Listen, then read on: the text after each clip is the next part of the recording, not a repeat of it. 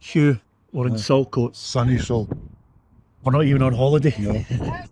We are at a place where lots of people are going about their business. It's changed dramatically. It would probably be a place where a lot of people would come for a wee break down on the beach. It's absolutely sensational. But we're here to see a guy who's still with us, thankfully. But for Celtic fans who probably make the pilgrimage here, it is to Bobby Lennox, the statue in commemoration of one of Celtic's greatest players. Absolutely one of these greatest players, and until recently, when Jamesy Forrest, also of this parish or nearby, overtook him. Bobby had more medals than any other Celtic player, and of course he had, and still has, the big one, the cup with the big lugs. Yeah, absolutely. European Cup in 1967, and of course there are so many other claims to pay. He had a second stint when he came back from America to play for Celtic for a second stint. Billy McNeil wanted him back there to add to his experience, but his fitness was really the key to his longevity. I think that, and his pace, Peter, he retained his pace even into advanced years as a veteran player. The great thing about Bobby is, I wonder if Bobby sits in front of his telly now and says, I wish there was VAR in my day, because he was called offside so many times when he obviously wasn't. It was just his pace made him look as if he must have been offside when he just wasn't. He was lightning and an excellent finisher.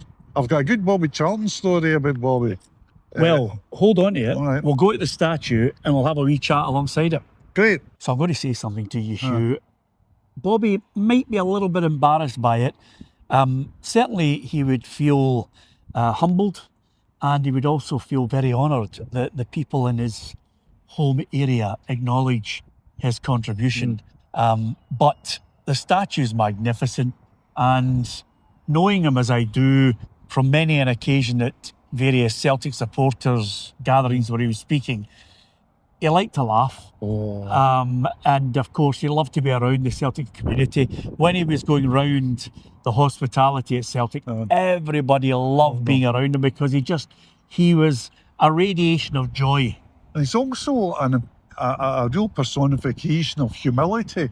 One of the things that marks out the Lisbon Lions is their ability to connect with fans, and I suppose in one sense it's because they were just fans themselves. They were, they were brought up the same way as a lot of fans were. Great love and retained it throughout their lives, but it's a great humility in Bobby Lennox. Sometimes it was like many of the lines, you come away after conversation with them thinking that you're the legend, not them. So good were they with you, and Bobby was right up there with, in terms of elite football, with the best, Peter. I once interviewed Bobby Charlton, and he was talking about his love of Scotland, Matt Busby and Fergie, etc. And he, of course, he played in testimonials matches with and against Bobby Lennox, and he played with him once.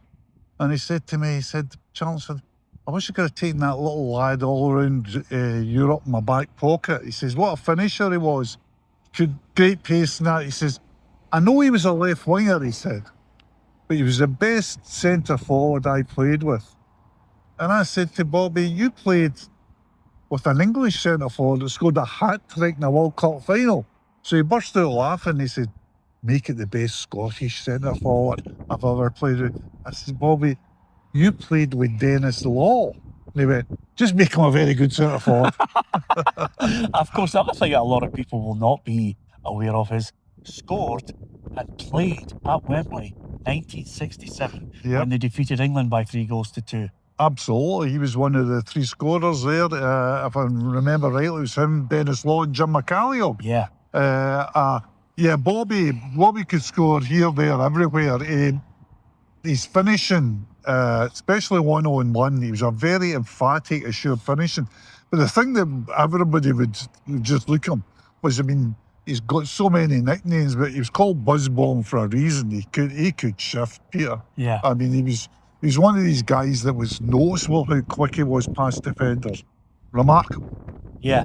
I don't know if you can read it with your glasses there, Hugh, but what's the overall? I'm just looking here to try and see. Lisbon Lion, European Cup winner.